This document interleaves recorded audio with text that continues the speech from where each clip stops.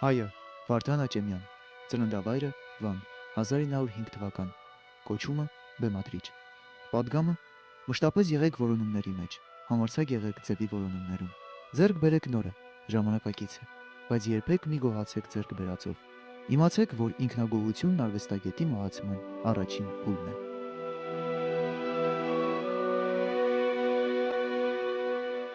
Հերոսական իրադարձություններով ու իր ինքնատիպ գեղեցկությամբ հայտնի պատմական Վան քաղաքում 1905 թվականի հուլիսի 16-ին ծնվեց Հայընկույզ ձորի ծխական վարժարանի ուսուցչապետ Մկրտիչ Աճեմյանի եւ Կալիպսեի առաջնեկը, ում անունը Վարդան կնքեցին։ Մկրտիչ աղան, կամ ինչպես նրան անվանում էին Պանտիչը, երկաթե ջղերով եւ մանկական սրտով այդ մարդը 3 հեղինակություն էր ճանաչում՝ Խրիմյան հայրիկ, Մկրտիչ Փորտուգալյան, Լև Տոլստոյ։ Ընտանիքը բնակվում էր Վանի Բերքարատ եւ Զովաշունչ Այգեստան թաղամասում։ Թեև Վարդանն իր հորանրանիկ զավակն էր, բայց միշտ չէ, որ արժանանում էր նրա հատուկ ուշադրությանը։ Ժամանակ սուղի, չեմ կրնար զավակներով զբաղվի, կանգատվում էր նա, ակնարկելով իր ծանրաբեռնված աշխատանքը։ Իսկ Վարդանը նկարչության մեծ սեր ուներ, թուղթն ու մատիտը նրա ուրախությունն էին։ Նստում էր փողոցի քարերին, գծում էր, ջնջում, փորձում պատկերել Վարագալ լեռն ու Աղթամարի վանքը, շրջապատի մարդկանց։ Զարմանալի զուգադիպությամբ նույն տարիներին նաև Արշիր Գորկիներ հիանում բնության գույներով ու գեղեցկությամբ, նույն Վանաձովի ափին։ Մայրը Կալիպսեն զվարթ ու հետաքրքրասեր մի կին, թեև ընտանիքի հոգսը վրան, բայց եւ ուշադրության կենտրոնում էր պահում երեխային։ Նա էր, որ օր առաջ զավակին սովորեցրեց հայոց այբուբենը, այն էլ թռչնագիր տարաձևերով։ Երբ լրացավ Վարդանի 7 տարին, հայրը բռնեց նրա ձեռքից ու դպրոց տարավ։ Այդ օրվանից հոր ու որդու հարաբերությունները փոխվեցին։ Հոր Պանտիչի մշտական հսկողության տակ գտնվող Վարդանը ավելի շատ ուրախություն էր պատճառում նրան, քան վշտացնում, իսկ Կալիպսեն պարզապես երջանիկ էր։ Ծննդավայրի Վանի հետ են կապված նաև Մանուկ Աճեմյանի առաջին թատերական տպավորությունները։ Թատրոնով ես հափշտակվել էի դեռևս 6-7 տարեկան հասակում, երբ ինձ թատրոն տարան, ներկայացվում էր Օթելլոն։ 1 տարի հետո տեսա Հին Աստվածները։ Իմ հափշտակությունն այնքան մեծ էր, որ բոլորից գաղտնի մեր տան ներքնահարկում մթության մեջ արտասանում եւ ներկայացնում էի աբեղային, ճգնավորին։ Շուտով հայտնի դարձավ իմ դերասանական ձիրքը։ Մայրս հպարտությամբ ինձ ներկայացնում էր հարևաններին ստիպելով խաղալ Հին Աստվածները։ Վարդանը դեռ շատ փոքր էր, երբ հայրը թատրոն է տանում, դիտելու իր մորեղբոր Աճեմ Խաչատրյանի խաղը Յագոյի դերում։ Ինչպես վկայում է Վարդան Աճեմյանի հորեղբոր որդին Գուրգեն Մահարին, երբ Օթելլոն սրախոխող է անում ու գետնին տապալում բանսարկու Յագո Խաչատրյանին, վերջինիս որդին, որ նստած էր Վարդանի կողքին, սկսում է բարձրաձայն լալ։ Վարդանի հայրը տղային հանգստացնելու համար ասում է. «Մի լար, թատրոն է, սուտ են խաղում»։ Վարդանը բորբոքված հակաճառում է հորը. թատրոնը որ սուտ լիներ, երեխան լաց չէր լինի։ Ինչ խոսք, ճշմարիտ հակաճառություն է ի նպաստ թատրոնի, որ պիտի դառնար ապագա ռեժիսորի պաշտամունքը, նրա կյանքի իմաստը։ Վարդան Աճեմյանը հայ թատրոնի մեծագույն բեմադրիչն է, որի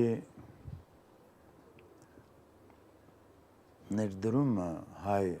ազգի մշակույթի մեջ, հայ թատրոնի անգերազանցելի է մինչև այսօր, հսկայական է եւ պատահական չէ, որ նրան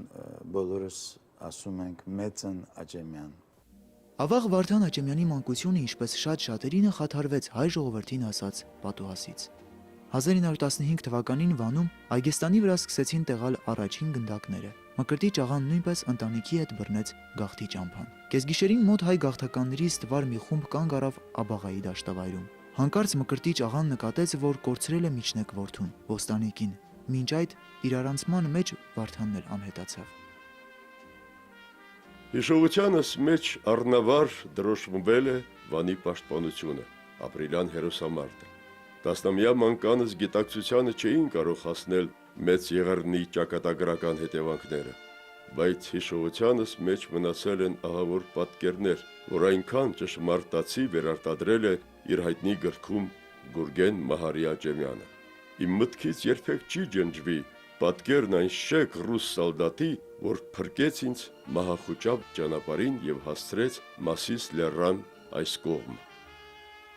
Երբեք եւ ոչ մեկին Աճեմյանը չի պատմել, թե ինչ է պատահել իր հետ Վանից դուրս գալուց հետո, մինչև հասել է Թիֆլիս, ուր ապրում էր նրա հորեղբայրը։ Մինչ այդ Վարդանը Ալեքսանդրապոլում գտնում է հորը։ Քաղաքում այդ ժամանակ շատ գաղթականներ ու որբեր կային։ Որբանոցում, որ հայ գրականության պատմության մեջ է մտել որպես մի շարք նշանավոր գրողների ալմա մատեր, թատերական ներկայացումներ էին կազմակերպվում։ Այդ թատրոնի դերասաններից էին Գուրգեն Մահարին, Նաիրի Զարյանը, իսկ Աճեմյանը, ինչպես հիշում է Մահարին, հուշարար էր, բայց բավական արտասովոր հուշարար։ Նա ոչ թե տեքստն էր մեզ հուշում, այլ զանազան ցուցումներ էր տալիս՝ աջ գնա, ձախ գնա, նստիր, ձեռքերդ բարձրացրու եւ այլն։ Շատ հաճախ էլ այնպես էր ոգևորվում, որ դուրս էր թռչում հուշարարի խցիկից եւ ամեն ինչ մոռացած ստիպում էր կատարել իր ցուցումները։ Դրանք ներկայացման ամենահետաքրքիր պահերն էին։ Սրահը պայթում էր ծիծաղից։ Հետզհետև Վարդան Աճեմյանը կանգնում է որբանոցի թատերական գործի գլուխը։ Կազմակերպում է եւս մեկ ներկայացում՝ Բախտասար աղբարը, եւ ինքն էլ հանդես է գալիս գլխավոր դերում։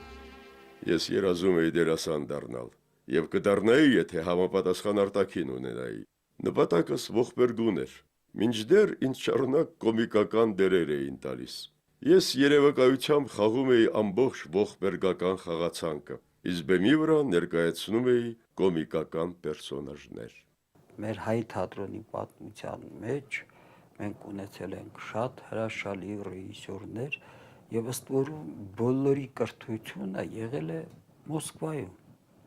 Վախտանգովյան դպրոց, Վախտանգովի լավագույն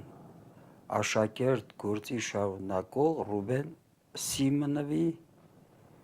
Սիմոնովի դաստիարակությունն ստացել եւ Արմեն Գուլակյանը, եւ Արշակ Բուրջալյանը, եւ Քալանթարը, եւ Վարդան Աճեմյանը։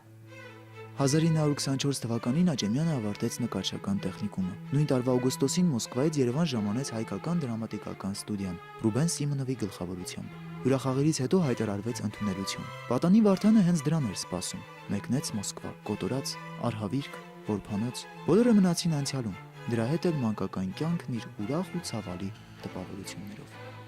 Իսկ ինչպիսի նկարիչ էր Վարդան Աճեմյանը,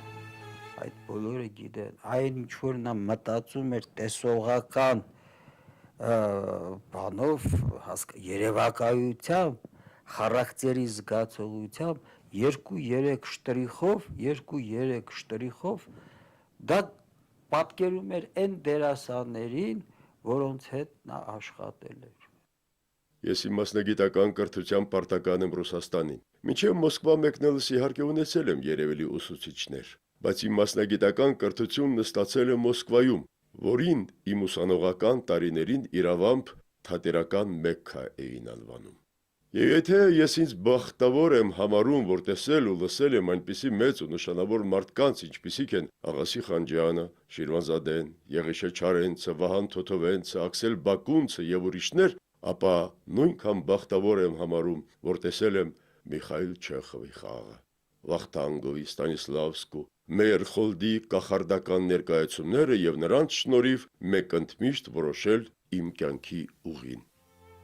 Մոսկվայում գտնվելու առաջին օրերից նա հմայվեց եւ հափշտակվեց Վախտանգովով եւ Մեյերխոլդով, որոնց ազդեցությունը 20-ական թվականների թատերական արվեստի վրա անգնահատելի էր։ Ամենամեծ դասը, որ առավ նրանցից Աճեմյանը, միշտ ժամանակի հետ լինելու դավանանքն էր, եւ դրա իրականացումը եղավ նրա ռեժիսորական կենսագրությունը։ Հետագայում Ռուբեն Սիմոնովը իր աշակերտի մասին հպարտությամբ պետք է գրեր։ Այն հանգամանքը, որ Աճեմյանն իր գործունեությունը սկսեց իբրև դերասան, հետագայում մեծապես նպաստեց նրա ռեժիսորական գործին։ Ռեժիսորական արվեստում ամենադժվարը դերասանի հետ տարվող աշխատանքն է։ Այն ռեժիսորները, ովքեր դերասան չեն եղել, փորձերի ընթացքում երբեմն հարկ եղած չափով չեն կարողանում խորանալ դերասանի հոգեբանության մեջ։ Վարդան Աճեմյանը Մոսկվայում յուրացրեց Վախտանգովյան արվեստի սկզբունքները, որ ես ուսուցանում էի Մոսկվայի հայկական առաջին ստուդիայի իմ սաներին։ 1926-ի աշնանը Աճեմյանը վերադարձավ Անդրկովկաս, իսկ կարճ ժամանակ անց նշանակվեց Լենինականի նորաստեղծ թատրոնի ռեժիսոր եւ դերասան։ Պայմանը պարզ էր՝ առաջին իսկ տարում մեկ ինքնուրույն բեմադրություն։ Այդ մեկ տարում նա եղավ ռեժիսորի ասիստենտ, խաղաց մի շարք դերեր, մինչև որ իրավունք ստացավ որպես ռեժիսոր լիարժեք դրսևորվելու։ Ճիշտ ասած, ինքս էլ չգիտեմ, թե ինչու դադարեցի խաղալուց։ Գուցե պատճառն այն էր, որ Լենինականում միակ ռեժիսորը մնացի, կամ այն, որ ռեժիսորական աշխատանքը հրապուրում ու բավարարում էր ինձ, եւ կամ դերասաններից ուզում էի ստանալ խաղի այն որակը, որին ձգտում էի որպես դերասան։ Եվ ահա այդ ժամանակահատվածից առաջին իսկ օրվանից սկսվել է Աջեմյանի վերելքը։ Շատ քիչ է պատահում, որ բեմադրիչի կյանքում չի լինում այսպես աստիճանական զարգացում, մի տարի, հաջորդ տարի, երրորդ տարին, ոչ, անմիջապես Աջեմյանը նվաճել է մի բարձրունք եւ կարողացել է պահպանել դա։ Հաղթական սիրո երգը Վարդան Աճեմյանի առաջին բեմադրությունն էր։ Այդ բեմադրությամբ Աճեմյանը միանգամից գրավեց բոլորի ուշադրությունը։ Փորձի պակասը փոխարինվում էր երևակայության թռիչքով, ռեժիսորական հնարամտությամբ։ Բոլորի համար պարզ էր, որ Աճեմյանը թեև պատանի, բայց հարուստ մի անհատականություն է, ում գործնեության վաղվա օրը սպասվում է անհամբերությամբ։ Երևանից ժողովուրդը գնում էր լեննական այն ժամանակ լեննական որպեսի նային Վարդան Աճեմյանի հրաշալի ներկայացումները։ Աճեմյանի անվան հետ է կապվում Լենինականի թատրոնի ոսկե դարը։ 1946-ին նա այդ թատրոնում բեմ հանեց Արա Գեղեցիկը։ Ամենևին էլ պատահական չէ, որ երկար տարիներ Լենինականի դերասանները չէին հաշտվում, երբ Երևան փոխադրվեց իրենց սիրելի ռեժիսորը՝ Աճեմյանը։ Այնքան մեծ էր նրա ազդեցությունը Լենինականի դերասանների վրա, որ ուրիշ ռեժիսորներ, թեև փորձված ու շնորհալի, մասամբ էին հաջողության հասնում, ոչ ոքի նկատմամբ չունեին այն հավատը, ինչ Աճեմյանի։ Լենինականյան շրջանը նրա հայ թատրոնի պատմության մեջ ունի իր ոսկե էջերը, որովհետև հենց այդ թատրոնի պատմության մեջ Աճեմյանական շրջանը մնաց որպես Լենինականի Մռավյանի անվան թատրոնի ոսկե դարը։ Ստեղծվեցին բեմադրություններ, որոնք մտան հայ թատրոնի պատմության մեջ։ Դա եւ Նայիրի Զարյանի Արա Գեղեցիկն է, եւ Հակոբ Պարունյանի Մեծապատիվ մոռացկանները, եւ Շիլլերի Խարդավանք եւ սերը, եւ Վիլյամ Շեքսպիրի 12-րդ գիշերը եւ բազմաթիվ այլ ներկայացումներ, հայ դասականները Դեմիրճյանի Երկիր հայրենին եւ շատ ու շատ ներկայացումներ։ Պատահական չէ, երբ 44 թվին պատերազմի այդ սարսափելի տարիներին Հայաստանում կազմակերպվեց Շեքսպիրյան առաջին փառատոնը եւ բազմաթիվ հյուրեր, ովքեր ժամանել էին Երևան, Հայաստան, ապշած էին մնացել եւ փառատոնի գոյությամբ եւ Անտարակույս Աճեմյանի անգերազանցելի 12-րդ գիշեր ներկայացմամբ։ Արվեստի ժողովրդայնությունը թատրոնի հիմքն է։ Ներկայացում ապագա չունի այն իմաստով, ինչ իմաստով ունեն, ասենք, նկարը, ֆիլմը կամ գիրքը։ Ներկայացումը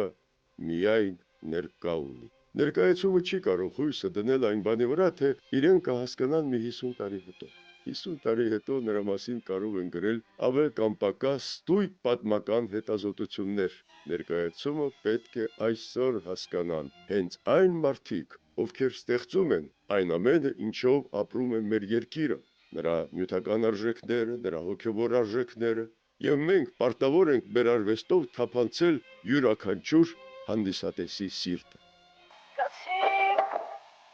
Հիսուս Քրիստոս, անչի չմնաց աշխարհ, մեզի թողեց դիդակրակներու, դժոխքի մեջ ինքը համբարձավ բազմեց երկնի գայ։ Բայց բաբելական կրակը անչի թափեց հայու գլխին քունքյանով, քեզ կսեմ պատասխանը Քրիստոսի ծառա, Աստված է շին զուլում բերեց աշխարհ։ Աճեմյանը անընդհատ իր մտքերով էր, իր մատիտի հետ էր անընդհատ նկարում էր այդ իր շարժերը, մատիտը ձեռքին էր անընդհատ եւ այդպես հերոստացույց էր նայում, շատ հազվադեպ, որովհետեւ ժամանակ չուներ բոլորովին, հիշում եմ նոր տարվա շեմիներ տատիկս Արուսասարյանը գործել էր գլխարկ իր համար եւ այդ գլխարկը կանաչ գույնի էր, այն ժամանակ շատ ընդունված էր, գործում էին ինչ որ գլխարկներ էին գործում, բան մոդա էր, այսպես ասած։ Եվ այդ գլխարկը այդպես դրել էր սեղանի մոտ, Աճեմյանը տեսել էր ինչ որ կանաչ թելեր, բան, եւ ծայրից այդ գլխարկի սկսեց այսպես քանդել։ Ծխում է, բան, քանդում է։ Քանդեց մինչև վերջ եւ քանի որ նոր տարի էր տոնածառ կար, այդ կանաչ այդ թելերը այսպես շրջապատեց այդ տոնածառի շուրջ եւ շարունակեց դիտել հեռուստացույցը։ Երբ պահը եկավ արդեն պետք է գնային թատրոն, Արուսը սկսեց ման գալ իր գլխարկը։ Ուրա, որտեղ եմ դրել, ինչ եմ արել։ Վերջը, երբ ուրեմն պարզվեց, ասեց, այդ կանաչ, ասեց, հեսա տոնածառի տակ։ Շոսութան սուր կարապետ բանքի ավետարանն է։ Տուն, տեղ, տղա, հարսութան, հմեն կործուցի։ Մնացինք իմ չոր գլուխ ու ես։ 6 ամիս իմ մեջ կապուկ էր։ Թուրքից կպաղցնեի, մկա թուրք փախավիրեի։ Կուզիմ սուրբ էջմիածին տան։ Կսին, դուք մեր աստված չեք ճանչնան, ձեր բանն է լավ։ Կեղնի ձերը էվելի զորոր է, մենակ մարդկություն, առանց հավատ չեղնի, հավատ չկործու գլավ։ Ատ հավատ մարդ չեղնի աշխարհ։ Մեր բեմի մեծագույն վարպետ Վարդան Աճեմյանը մեզ հետ չէ, բայց նա կենթանի է մեզ համար։ Մեզ թատրոնի մարդկանց համար նա այդ լեգենդը կենթանի է։ Եվ կարծես նա մեզ միշտ ուղեկցում է, ամենտեղ։ Նա արվեստի չափանիշն է մեզ համար, բեմական արվեստի չափանիշն է։ Մենք հիշում ենք նրա բեմադրությունները, նրա անսահման երևակայությունը, նրա հումորը, նրա փորձերը, այդ անմոռանալի են։ Թատերագետ Գևորգ Աբաջյանի հուշերում կարդում ենք. Վարդան Աճեմյանին առաջին անգամ տեսա 1934-ի փետրվարին Գյումրիի թատրոնի բեմում, մեծապատիվ մուրացկաններ ներկայացման ավարտին, երբ նա ընդամենը 29 տարեկան էր։ Իրականությունից համբառնած դիտեցի Աճեմյանական այդ կախարդանքը, ու չեմ կարող ասել, թե ըմբռնեցի բեմում կատարվածը։ Մնաց սրահի հոմերական քրքիջը ականջներից մեջ, որ դեռ այսօր էլ արձագանք է տալիս էությանս խորքերում։ Ու երբ իջավ վերջին վարագույրը, դահլիճը թնդաց ծափերի տարափից։ Մարդիկ միաբերան վանկարկում էին. Ռեժիսոր, ռեժիսոր։ Վարագույրը քանիցս փակվել բացվելուց հետո գնդակի արագությամբ բեմ նետվեց ցածրահասակ, թմբլիկ գանգրահեր, վառվող աչքերով մի պատանյակ, ու լայն ժպիտը շուրթերին խոնարհվեց սրահին։ Այդ պատանին Վարդան Աճեմյանն էր։ Քիչ առաջ տեսածս կախարդանքի հեղինակը։ Աճեմյանը Լենինականում ստեղծեց նաև մի հզոր դերասանախումբ, որովհետև հայ թատրոնի մեծերը այն ժամանակ բոլորը միայն Սունդուկյանի անվան թատրոնում չէին անպայման այսպես հավաքված, այլ նրանցից շատերը նաև Լենինականում էին, դա եւ Ցոլակ Ամերիկյանն էր, եւ Արմեն Արմենյանը, Եկատերինա Դուրյան Արմենյանի հետ, եւ Լևոն Զոհրաբյանը, Ժաննա Թովմասյանը, Արտավազդ Փաշայանը, եւ շատ ու շատ իրոք մեծ վարպետներ, ովքեր Աճեմյանի հետ միասին ստեղծագործում էին, եւ այն ժամանակ դա շատ ավելի ընդունված, ոչ թե ընդունված էր, այլ դա անհրաժեշտություն էր։ Դերասանը իր բեմադրիչի հետ էր, որտեղ ուզում է լիներ բեմադրիչը։ Սա շատ կարևոր բան էր։ Աճեմյանը հրավիրվեց Երևան, հաստատվեց Մայր թատրոնում։ Սկզբում որպես բեմադրող, իսկ հետո գլխավորեց թատրոնը։ 1939-ին նա Երևանում բեմադրեց Պատվի համարը։ Շրջապատված դերասանական աստղերով Հարուզ Ոսկանյան, Հրաչյա Ներսիսյան, Ավետ Ավետիսյան, Վաղարժ Վաղարշյան, Գուրգեն Ջանիբեկյան, նա ստեղծեց մի ներկայացում, որի հաջողությունը գերազանցեց բոլոր սպասելիքները։ Պատվի համարի հաջողությունը Երևանում, հետո նաև Մոսկվայում Աճեմյանին արժանացրեց վարպետի կոչման։